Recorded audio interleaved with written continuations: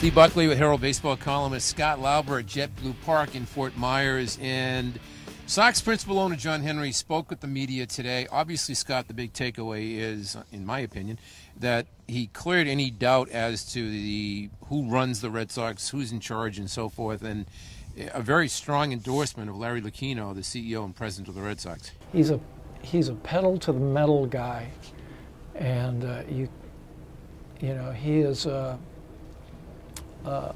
You can call him a micromanager. He's involved in every decision, and I say micromanager because Jack Welch once said to me that micromanaging is highly underrated as a management tool, and so there's no doubt that Larry is in charge and continues to be in charge. And you can ask anybody in the Red Sox. I'd be surprised if anybody would doubt that or say that. Yeah, I mean, this is John Henry's story, and he's sticking to it. He said there is, quote, no doubt that Larry Lucchino still runs the Red Sox. He said, ask anybody. He essentially challenging the media to ask anybody. And, that's what they're saying, is that he is still very much in charge of the day-to-day of the Red Sox, even though there are some whispers out there that that's no longer the case, that he's being phased out. That with his involvement now and maybe in the new AAA ownership group, that maybe he's being optioned to the minor leagues, so to speak. But John Henry putting that to rest very, very strongly today. Interestingly, John Henry invoked the name of Jack Welch, General Electric fame, UMass fame, and he said that Jack Welch has said that micromanaging is underrated.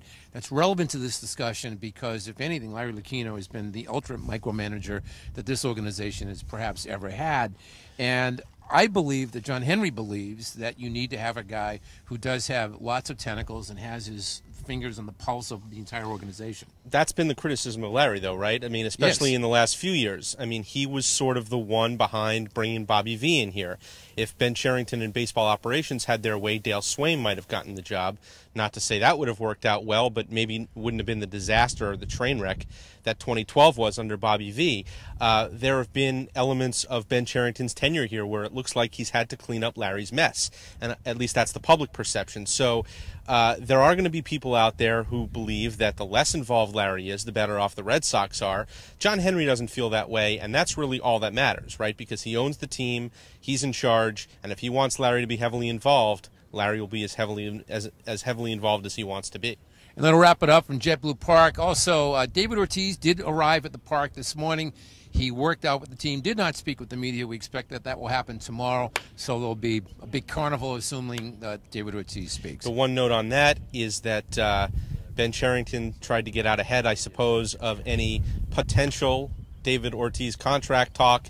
The issue seems to come up every few years. He has options on his contract beyond this year, and Ben Cherington saying in no uncertain terms, David Ortiz knows that he's a Red Sox for life or for as long as he wants to be a Red Sox. So hopefully that storyline will not rear its head again this spring as it has in others. And we'll catch you tomorrow at JetBlue Park.